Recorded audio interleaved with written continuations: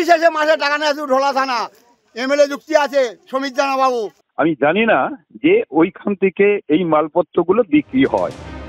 সোমবার রাতে দক্ষিণ চব্বিশ পরগনার ঢোলাহাটে এই ভয়াবহ বিস্ফোরণের পর স্থানীয় তৃণমূল বিধায়ক দাবি করেন বাজি তৈরির বৈধ লাইসেন্স ছিল।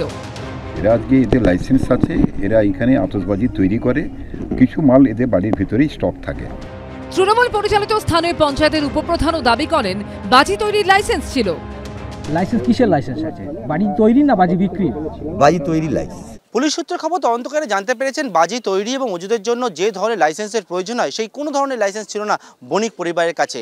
শুধুমাত্র ট্রেড লাইসেন্সের উপর ভিত্তি করে কিন্তু এরকমভাবে বেআইনি কারবার চলছিল এবং তারপর সোমবার দিন সন্ধ্যেবেলা যে ভয়াবহ বিস্ফোরণ হয়, এই দক্ষিণ রায়পুর এলাকা কেঁপে ওঠে, 8 জন মানুষের প্রাণ চলে যায় তাতে। পুলিশ জানতে পেরেছে শুধুমাত্র ব্যবসার জন্য ট্রেড লাইসেন্স ছিল চন্দ্রকান্ত বণিক ও তুষার বণিকের কাছে। পঞ্চায়েতে আবেদন করে এই লাইসেন্স পেয়েছিল তারা। লাইসেন্স ছিল বড় ভাই চন্দ্রকান্তের স্ত্রী শান্তনা বণিকের নামে। তবে সূত্রের খবর বাজির জন্য কোনো ধরনের বৈধ লাইসেন্স ছিল না। 2022 সালে গ্রেফতার হন চন্দ্রকান্ত। জামিন পাওয়ার পর মাত্র কয়েকশো টাকার বিনিময়ে সেই ট্রেড লাইসেন্স ফের রিনিউ করান চন্দ্রকান্ত। কি লাইসেন্স ছিল তার? বাজি তৈরির লাইসেন্স ছিল কিনা, বাজি মজুত করার লাইসেন্স ছিল কিনা, কি লাইসেন্স ছিল, সেই লাইসেন্সের কি ক্ষমতা, সেটা কতটা বৈধ কতটা অবৈধ, এগুলো সবই তদন্তের বিষয়। সূত্রের খবর বাজি তৈরির লাইসেন্সের জন্য একাধিকবার জেলা শাসকের কাছে আবেদন করেন বণিক ব্রাদার্স। আবেদনপত্র পুলিশের কাছে পৌঁছয়, কিন্তু যেহেতু চন্দ্রকান্ত বণিককে আগে গ্রেফতার করা হয়েছিল তাই নো অবজেকশন সার্টিফিকেট দেয়নি পুলিশ। যদিও গ্রামবাসীদের একাংশের দাবি তারপর কিন্তু বণিকদের ব্যবসা থেমে যায়নি, উল্টে আরো রমরমিয়ে ওঠে। এই রাজ্যের প্রশাসন কার্যত ঘুমিয়ে আছে। কেউ বলছেন লাইসেন্স আছে, লাইসেন্সটা কিসের আছেন? তার মানে লাইসেন্স কি আছে? অতিরিক্ত বারুদ মজুত করার লাইসেন্স আছে। বাজি ব্যাপারটাই একটা এমন, সেটার একটা বিপদের ঝুঁকি সব সময় থাকে।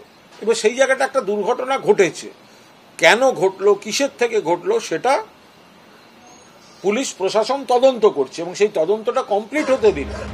বিশেষজ্ঞরা এও বলছেন যদি বণিক ভাইদের কাছে লাইসেন্স থাকতো তাহলেও এই ধরনের শব্দবাজি তৈরি করাই যায় না, কারণ এগুলো পুরোপুরি নিষিদ্ধ।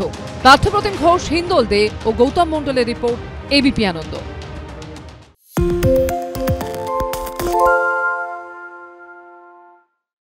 সত্য অন্তহীন, সত্যের খোঁজও তাই, সত্য সন্ধানে তাই আমরা অক্লান্ত, অকুতভয়। এবিপি আনন্দ নতুন ভাবনার প্রতীক, যা মনে মুক্ত, তথ্যে যুক্ত এবং যাবতীয় সীমানার বাঁধন থেকে মুক্ত। সীমা না শব্দটির মধ্যে লুকিয়ে আছে মানা শব্দটি, যেন চোখ রাঙানি এক অদৃশ্য বেড়াজাল, যা আটকে রাখে আমাদের এক ছোট্ট গণ্ডির মধ্যে। একমাত্র সঠিক খবরই গড়ে তুলবে এক মুক্ত সমাজ। সেই জগৎ গড়ার লক্ষ্যে কোনো সীমানার ঠুকুটি আমরা মানব না। এবিপি আনন্দ এগিয়ে থাকে, এগিয়ে রাখে।